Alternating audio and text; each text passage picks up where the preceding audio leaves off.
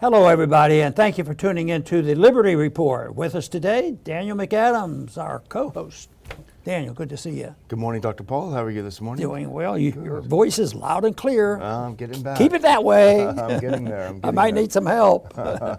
So we're going to talk about things that might make a person choke on, you know, and that would be legitimate because they're down there. They don't have much difficulty. They have a lot of people. There's 100 people, not quite, but 100 people in the Senate, and almost full house in the House, and they're all well educated, and sometimes they fib.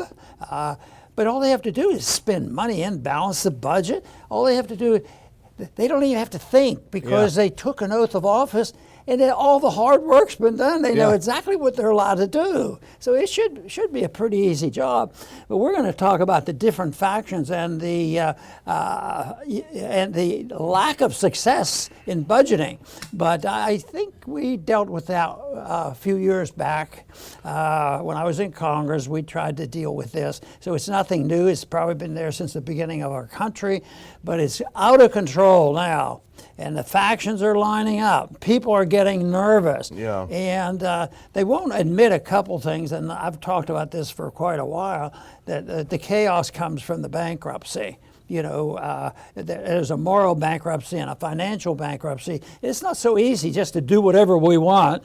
LBJ, in a way, really made it popular. Guns and butter, we can do that, no problems. No problem. And we did have a few problems in the 70s, as I recall. Guns and butter, but they never get discouraged. They keep thinking they can do it. Well, it's an emergency, COVID.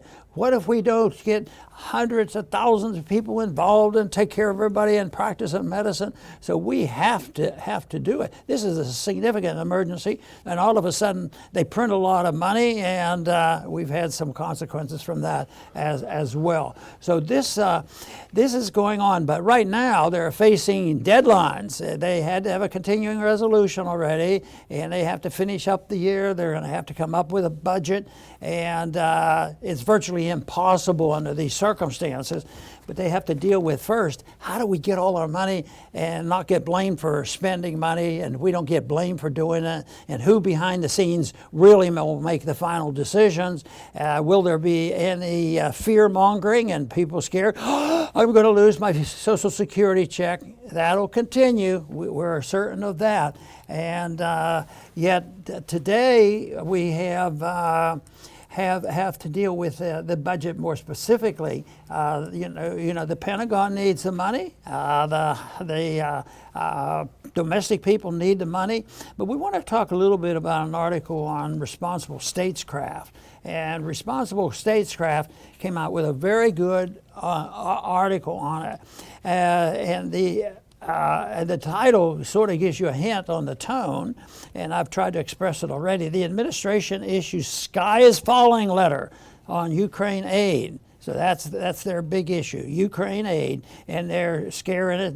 And the budget office sent the letter for the administration and said, we really need this, even though most people now, even those who can still spout support for Ukraine and the winning of the war, even though that's out there,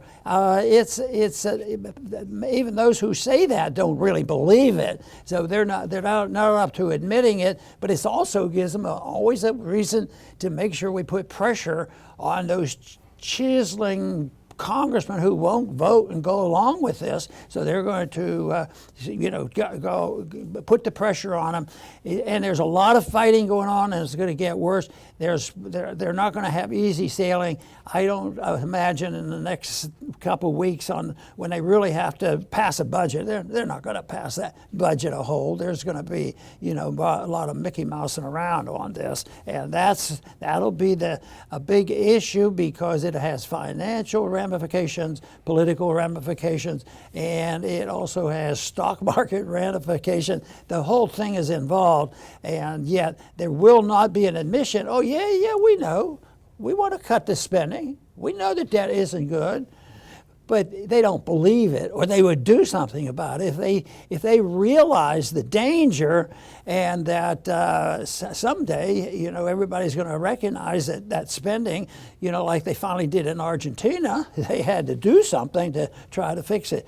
So anyway, Daniel, we're you know, filled with information, but we're not able quite to guarantee solutions, because the solutions we have and the changes that we would like to see just aren't available to the public now to accept, because somebody will think they're not giving me a fair deal and I am not going to go along with it. Yeah, and this is the headline you mentioned, Dr. Paul, if you put that up, that first clip. This is responsible statecraft, and it's a pretty poignant picture that they're adding with it.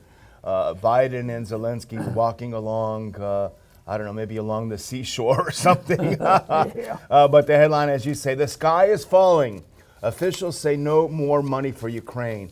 And what that means is $100 and some billion, plus a few extra authorizations, have now come to the end.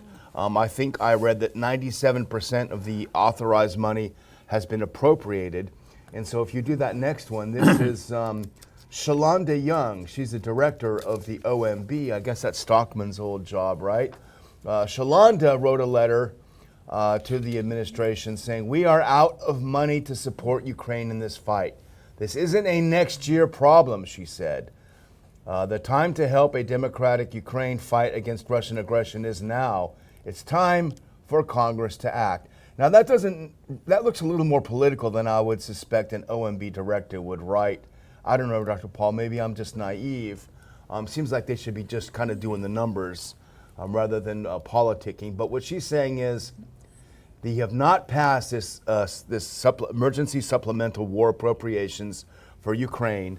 We're out of money for Ukraine. We got to get them money immediately, because in 3 weeks, boom, it's all done. Not a penny's left for Ukraine. So I think it smacks a little bit of desperation on the part of the administration, because we have had a series of bad news pieces about Ukraine. Now, these are things that are not surprising to our viewers, because our viewers are very intelligent, and they have followed, as we have, people like Colonel McGregor and so many others who have said from the beginning, this is a failed enterprise. Ukraine cannot win. This is like David taking on Goliath. Cannot win. This will never go well. But of course, the neocons in D.C., Dr. Paul, said, we can do it. We can take down Russia. Who cares? Remember, even Lindsey Graham says, this is the best money we've ever spent. Ukrainians are dying and the Russians are getting weak. And that's a cynical view. Well, Americans have woken up to this, and we've followed the numbers. Americans are opposed to more spending across the board. Republicans and Democrats opposed to more spending on Ukraine. And nevertheless, these people never admit that they're wrong. And so now they're desperate for more money. Now, Republicans, being Republicans, don't just stand up and say, hey, America doesn't want this. No way, Jose, we're out. No, they say, what can we get for this? What can we get if we give them a yes vote and send another $100 billion or $60 billion to Ukraine? Let's get something for it. That's how they think. And back to the director of OMB, she said, and you essentially have repeated what she said, the Director Young argues the remaining funds are rapidly running out. The fear thing. And my thoughts when I read that, I said, why is she saying that they're running out? They've run out of those funds a long time ago. They didn't even have the funds when they started the dumb war. But that is why the great facilitator who can print money out of thin air, the counterfeiters. That is why this whole argument that foreign policy is separate from economic policy, you just can't do it, because all the money is spent has to be printed at this rate, and it's going up.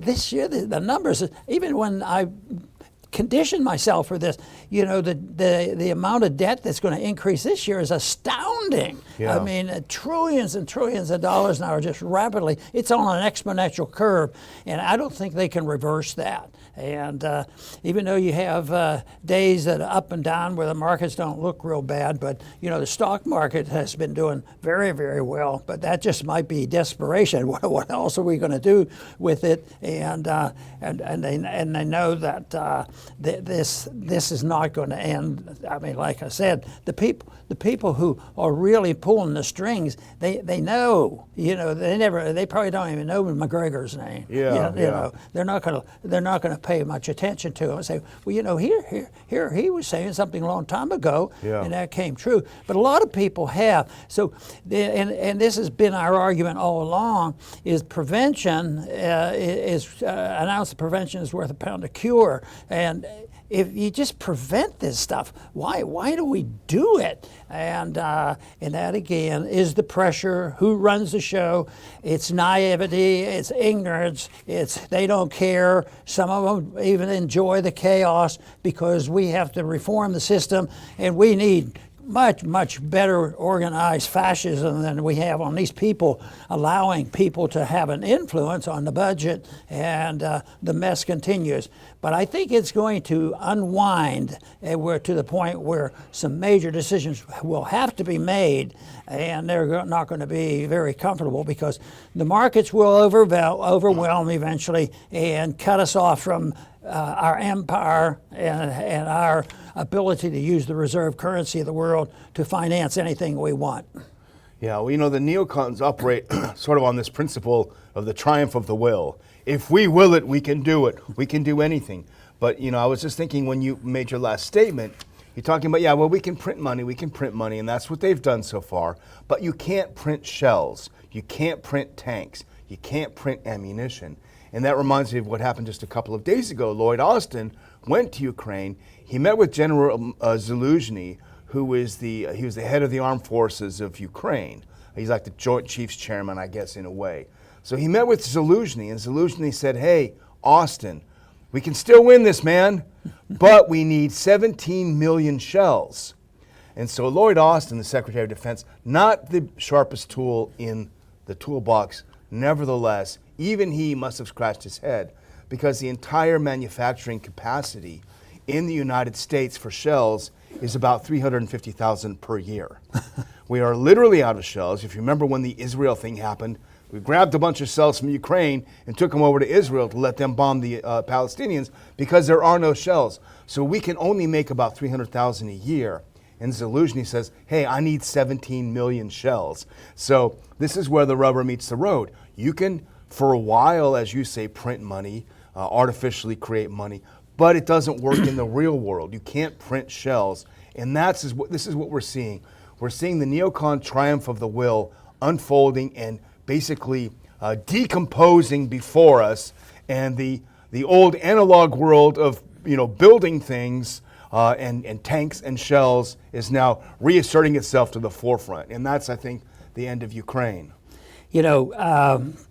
The Quincy Institute, related with the responsible statecraft, the article we read came from Responsible Statecraft, but the Quincy Institute, they were quoting Bill Hartung. Oh, yeah. And he recently wrote, and what I'm going to address is the subject, it's this good jobs program. Everybody's employed. I've hit at that all the time because nobody seems to care as long as they get a check.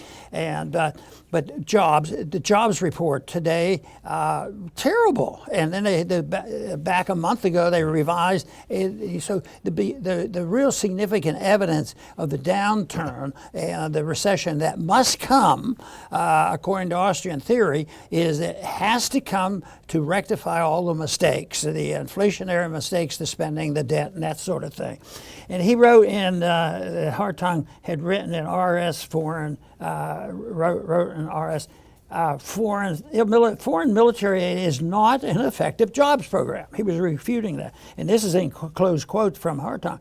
There are many ways to create more and better jobs without resorting to increased weapons spending. Virtually any form of government, I have a question on this a little bit, virtually any form of government outlay or even tax cuts yield better employment. He was doing equality. This is the worst jobs program. Yeah. But anyway, and then I wrote down my suggestion. There are other ways that are more efficient. Let the people keep their money. Get rid of the taxes. Believe me, that would handle it. And that's what happened in 1921 when they had their depression. They just said, well, take care of it. You got your bankruptcy, deal with it. And it didn't last very long. So this is so attractive, to say it's a jobs program, people will do well. And they keep equating the creation of money as an answer, but it's the creation of wealth that matters. And we have gradually, steadily over 100 years, the wealth that we had accumulated and built into the system. And even though it was recognizable, people assume, well, we're king of the hill. We have the empire and we have the dollars. But I tell you what, the wealth is running out of it. So they're talking about wealth. Yes, they can keep printing this money, but it will not substitute for real wealth, even if they think they have to fight more wars with it. And so in a way, the market, fortunately, is going to work in our favor, that they just can't perpetuate these wars. And that's one of the major fights they have over here, because there's some in the House of Representatives that are sick and tired of sending more money to Ukraine. There's a lot. And if you poll the Americans, basically everyone. Yeah, there you go. But here, as I mentioned early on, Dr. Paul, here's the Republicans' brilliant idea. Okay, the Democrats want this money to go to Ukraine so bad. What can we get for it? Rather than saying, you know what, here's a win, let's say no. Let's just say no. You can't have it. We're not voting for it. So put this next up. Here's the brilliant Republican idea. And this goes along with you always talk about compromise. Oh, I'll give you some of what you want if I get what I want. No principle. Now here's Chip Roy. We're not picking on him necessarily, but on this, he basically dovetails with Speaker Johnson. They both have the idea that we are not going to talk about Ukraine funding unless we talk about border funding. So tying the two together, and here's Chip Roy. He says if the word Ukraine is uttered on the House of Representatives floor before we have secured the border, that's an utter fail by Republicans. And he's quoting Senator Rick Scott, Republican of Florida, who says the only way we're going to get a result is if we will not give Ukraine money unless it's completely tied on a month-to-month basis to a reduction in the number of people crossing the border. Where did they get this brilliant idea that American Republicans and Americans in general, if they hear, hey, we're going to spend a few billion on the border, but let us spend another $60 billion on Ukraine, which Republicans are going to jump up and say, this sounds great. This is a great idea. Spend it in both places. Yeah, spend it in both. Yeah. I mean, this is just the most harebrained thing I've ever heard. Well, they're going to continue to try to pull the wool over the eyes of the American people, and unfortunately, it has worked rather well. But you mentioned the number of people who really are disgusted with sending more money to Ukraine. The numbers are growing. I saw the change occur in the 1960s when it was sacred to just vote for everything because you had to support the troops. Yeah. And even when Nixon was elected, it was so disgusting. The killing and the bombing accelerated, and he was elected to stop the war. That's the reason he should have been impeached, not for that other stuff that he was getting messed up in. Well, let me be going out on a ledge here, Dr. Paul, but I actually, in a way, think that this serves the interests of both parties, the Democrats and the Republicans. If this dies, say, for example, they cannot agree to this agreement, border for this and that and the other on Ukraine, I think actually both parties would be happy because both of them would like to see Ukraine behind them. It's just been an albatross around their necks. They're unhappy with it. It's a failed operation. It's a total failure. Everyone knows it, even the Washington Post, and I have a headline I'm going to say, because so Republicans will be able to go back to their constituents and say, we blocked the funding for Ukraine. And Democrats will say, we did everything we could to get the money for Ukraine. Those evil Republicans blocked it. They don't care about democracy. So both of them will come away in their minds, I think, with a winning hand. And at the end of the day, no one's going to be talking about Ukraine anymore. So I could be wrong, but that's just a suspicion I have. Well, even the Senate recognizes that they're not going to get the money, and they're positive we're going to have a vote, and we know we can't win it. Yeah. But they're conditioning people because when things go badly, then they say, see, they wouldn't give us the money. Yeah, exactly. Not our fault. Don't blame us. Yeah. But I'm going to throw a couple of other clips as we finish out this topic. If you can put the next one up. Now, this is interesting. Sanders is not necessarily known as a portrait in courage, despite his earlier reputation. Nevertheless, he's finally spoken up. He said in a break with Biden and Senate Democratic leadership, Senator Bernie Sanders announced Monday evening that he would vote against a supplemental spending bill to provide emergency military aid to Israel and Ukraine. So he's a no. That's kind of a surprise because he has not been very strong about this. But here's a couple of other things, Dr. Paul, a couple of headlines about Ukraine disintegrating. And here's from the Daily Mail is the next one. Now, this is Vitaly Klitschko. If you remember, here's the Washington Post. Miscalculations and divisions marked the offensive planning by the U.S. in Ukraine. Washington Post saying these guys messed up. It's a disaster. When you lose the Post in D.C. As a pro-war thing, then you have problems. Then the next one is Klitschko. He's the mayor of Kiev. And if you remember the name, Dr. Paul, he figured in Victoria Nuland's famous phone call, blank the EU, where she was literally saying, okay, we need Klitschko over here, we need this guy over here, planning out the government when we overthrew it. So Klitschko has had his mouth shut for quite a while, but he's opened his mouth this week. And he said Zelensky's on his way out. And he was a former boxing champ. He says Ukraine's leader is, quote, paying for his mistakes as counteroffensive grinds to a halt. So what we're seeing here is the wolves begin turning on each other as the thing goes bad. Klitschko's against Zelensky. Zelensky's against Zelensky. And pretty soon you're going to have something really nasty. Do you think they're fighting words? Fighting words, yeah. They're going to be shooting words pretty soon. I want to make a comment about Sanders and him sort of switching. And now I imagine he said this because he's, appealing to the progressives. Yeah. But I think it's a sign maybe the progressives are starting to wake up because it's becoming more popular. It's almost, instead of the progressive elements, they used to be leading in the anti-war movement, but now they're sort of following because there are libertarian groups and others that talk about this, and conservatives are going over and representing the non-interventionist policy even better than the progressive Democrats. But anyway, we'll take the support any way we can get it. Yeah. So I hate to wait to see, because you say, well, why worry about Iran? Because the bankruptcy is coming and this whole thing's going to quit, because that is going to be a lot worse than the pain that you'll feel when you cut the spending. But unfortunately, politically speaking, the people will not tolerate any cutting in social spending, and the military industrial complex aren't going to tolerate it either. They'll figure out a way of getting what they want, and if not, they'll cheat. They'll hide it. When these major banking crises occur, and we couldn't get the audit of the Fed, I'm just totally convinced that when the heat is on, they're not going to let you know exactly what they're doing. And if they have this much financial control, and then there's the threats that they can do if you don't do it our way, we're going to cut you off from your credit. So it's a mess. But eventually, though, the chaos will come. I would think, though, it's much better to recognize where the problems are, what you have to do, and if you have to bite a bullet, bite a bullet. Don't get the bullet shot at you. So. Well, the pro-war faction in Congress could not have dreamed up a better opposition than what passes as today's progressives. People like AOC and Tlaib and the Squad and all these people, because they are so distasteful. Their behavior is so unappealing that they are. You think back to the days when we had progressive coalition with people like Barbara Lee and Dennis Kucinich. It was based on ideas, not on antics or acting up or misbehaving. It was about ideas. So in a way, if you're conspiratorial, you couldn't have bought a better phony progressive coalition than we have now. And that's been the greatest friend of the pro-war faction, I think.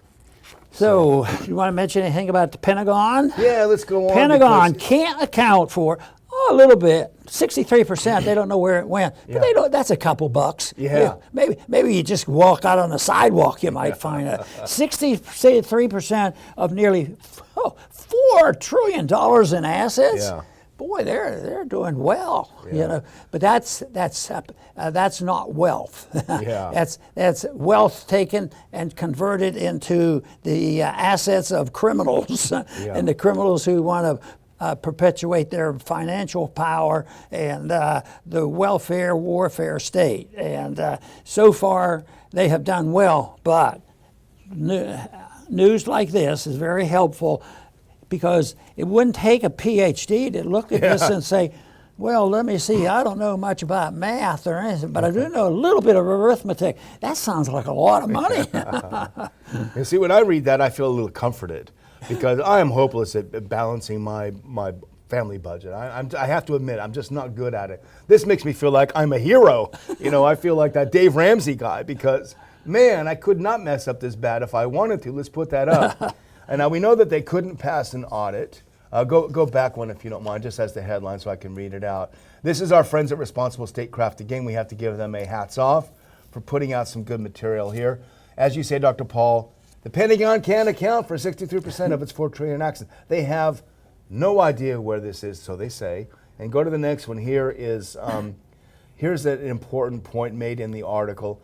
But semantics aside, one major reason the Pentagon keeps failing audits is because it can't keep track of its property. Last year, the Pentagon couldn't properly account for a whopping 61% of its $3.5 trillion in assets.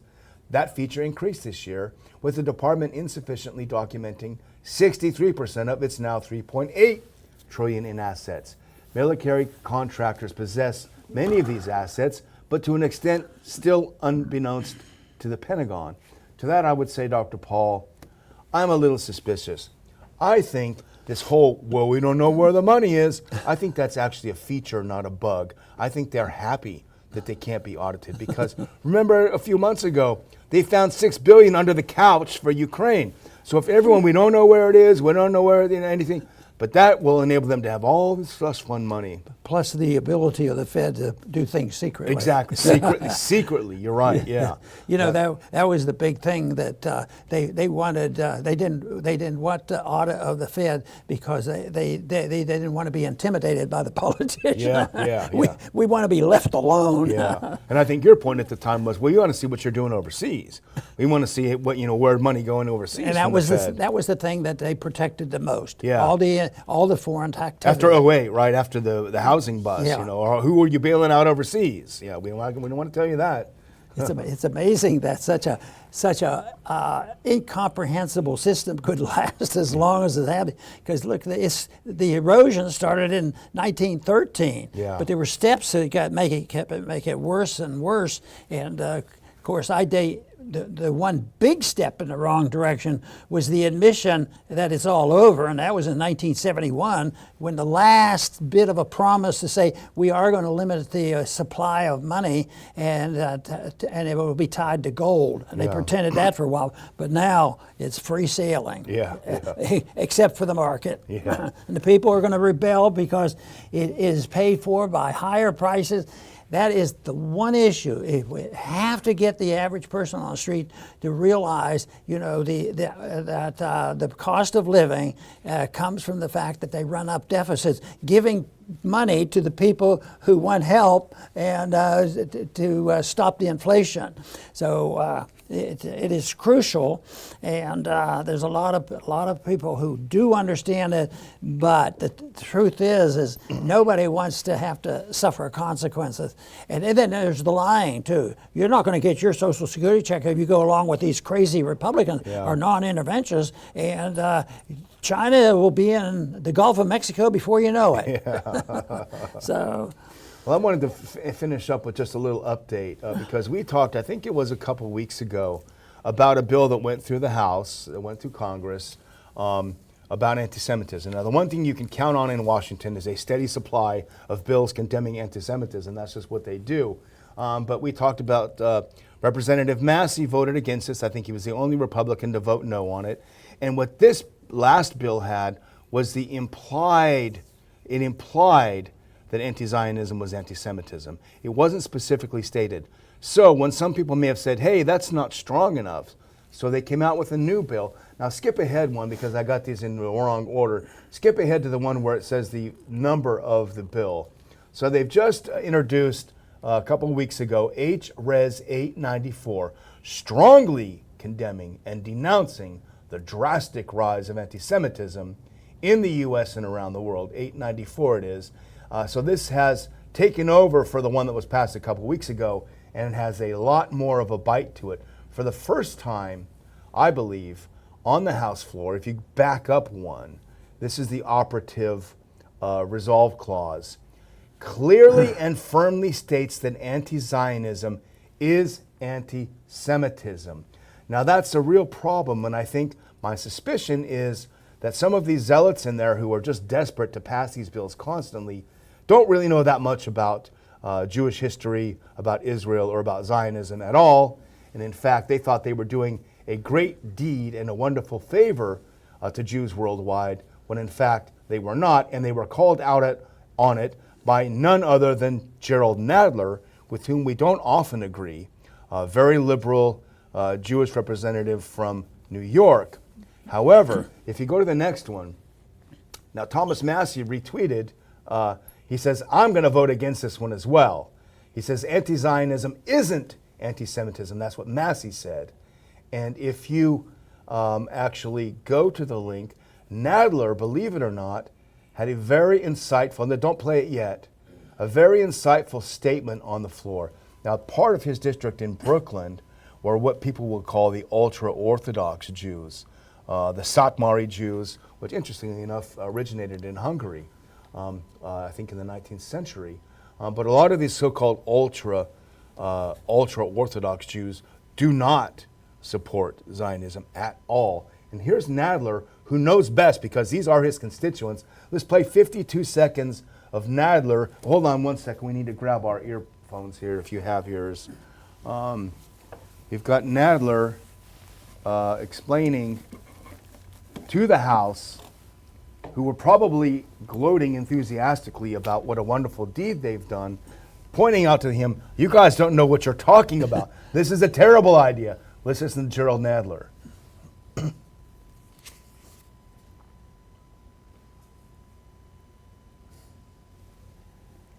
It's going to take a second. Looks like we're in a bit of a slow. Let's refresh that and see what's going on with Nadler. A little bit of a technical thing. Here's Jerry. Come on, let's go, Jerry. Here we go. Let's get this volume up. That all anti-Zionism, it states that all anti-Zionism is anti-Semitism. That is either intellectually disingenuous or just factually wrong. And it unfairly implicates many of my Orthodox former constituents in Brooklyn, many of whose families rose from the ashes of the Holocaust. While most anti-Semitism is indeed anti-Semitic, the authors, if they were at all familiar with Jewish history and culture, should know about Jewish anti-Zionism that was and is expressly not anti-Semitic. This resolution ignores the fact that even today, certain Orthodox Hasidic Jewish communities, the Satmar in New York and others, as well as adherents of the pre-Jewish state, pre-state Jewish labor movement, have held views that are at odds with the modern Zionist conception. According to the Jewish Encyclopedia, quote, so basically, and we didn't play the whole thing, but Nadler goes on to very appropriately say, this bill would condemn millions of Jews around the world as being anti-Semitic because they are not supportive of Zionism. So it'll be interesting. There was a voice vote last night, and someone requested a recorded vote, which will come up later this week.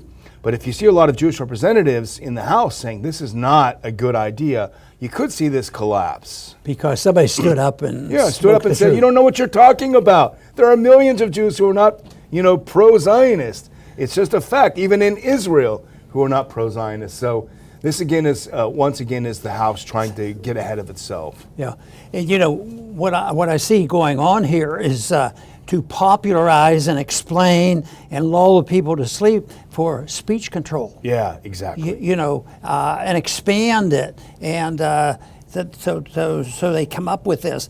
But and that of course is just coincides with what's been going on in the social media. If you didn't say and do things that the government wants, the FBI can work in collusion with social media, and you can lose your job. When that came out of the emergency of the COVID crisis, and so it's just generally speaking, this is very, very negative. And of course, everybody knows I'm an optimist, but some days it's more difficult because this is really a bad trend, because I considered one of the most important things that we have to maintain a republic is to have the right of freedom of speech. Yeah. And the founders actually put it in there, but they also understood it because they used pretty strong languages against each other and the government, Yeah. and that's one thing is expression, but now it's so mixed up. But what they're after is control, and so often we and others mentioned that during the COVID lockdown was control. Yeah. Whether it was mask wearing or separation, all this stuff. It was done not so much that they even thought it was going to do any good, but we have to condition our people to listen to us, because how else can they live and enjoy life if we don't take care of them? Yeah, tell them what to do. What a shame. Yeah, well, I just want to thank our viewers for tuning in today. I'm happy to be back. I'm maybe 70%, so that's a heck of a lot better than I was. It's a delight and also a pain to be reading the news heavily again and getting involved in it. But thanks to you, it keeps us going. Watching the show keeps us going. We hope that you will subscribe to this channel if you're not yet subscribed. That you'll hit like, that you'll make some comments, whether on Rumble or YouTube. We're live on Rumble, but we do show up on YouTube later in the day, and our audio shows up in a bunch of other places later in the day. So there are a lot of shows out there. There are more shows than we started almost 9 years ago, Dr. Paul, if you can believe that. So taking time out of your day to give us a half an hour of your time, it just really means a lot to us. So thank you. Very good. I'm going to just mention a little bit about what the dynamics are in Congress when they go through these sessions, because these types of sessions, arguing over the budget and where the money is going to be spent, that's been around for a long time. It's just getting more serious because we're entering into this phase where the recognition of our bankruptcy is going to become more evident. So they're looking around when they negotiate here. Yes, the special interests want to line up. The military wants their money, and the people who are on the welfare side, they want their money, and they have to protect their base. So they're going to get the money, and that invites, I think, that Daniel was talking about, two people coming together, liberal and conservative. If you come together because you're allies on one issue, that's one thing. But if you come together by giving up, so the people who want to spend money for welfare, and then the other for the military, what they do is they agree to raise both. And they've been getting away with that because we've had so much wealth and confidence and power with our empire. But but there's a lot of angling, and when this happens is who gets blamed, because we already hear it. It's constant now. There's going to be a shutdown, more talk of that than there used to be. So it's coming up again. Who's going to be blamed? And I often wonder how sometimes the innocent people get blamed. But it's a much bigger thing, but there's a big fight. Nobody wants to get blamed for it. They want to brag that I got your money and we did not go over budget. And they, perpetuate the lies. So the blame is the big thing, though. They'll say, even sometimes they'll blame the president, a president that might be saying, I'm going to veto this. You're just spending way too much money, on the military. And then they will come and they'll blame sometimes the president, sometimes liberal Democrats in the Senate or the House or the Republicans, and they're always looking for blame. But they never argue about why are we not following the rules. So much of this is not allowed. It's illegal. You're breaking your promises.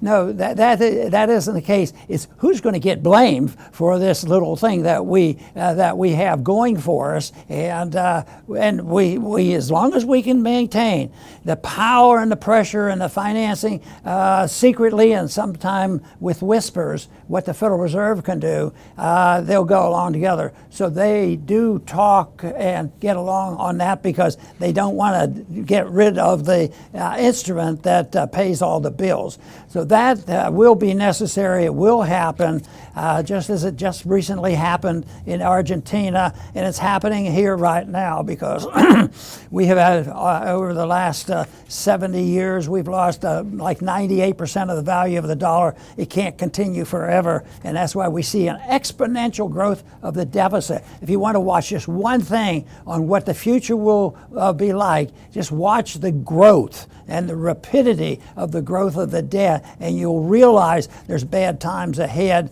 But fortunately, the answers are easy. Just follow the rules and quit spending the money, because everybody's going to be better off. You say, well, no. You mean my benefits are going to end? Yes, they're going to end. But the benefits of liberty will be yours. You can work and you can keep everything you earn. And that would make a big difference. Now, that's a jobs program that's worth fighting for. So I think the politicking of this is a big hindrance, because it's difficult, it's very confusing, and they pretend to do a lot of obedience to the Constitution and morality than they're really involved in. But it's a gimmickry, it's a blame game, and they need exposed. I want to thank everybody for tuning in today to the Liberty Report. Please come back soon.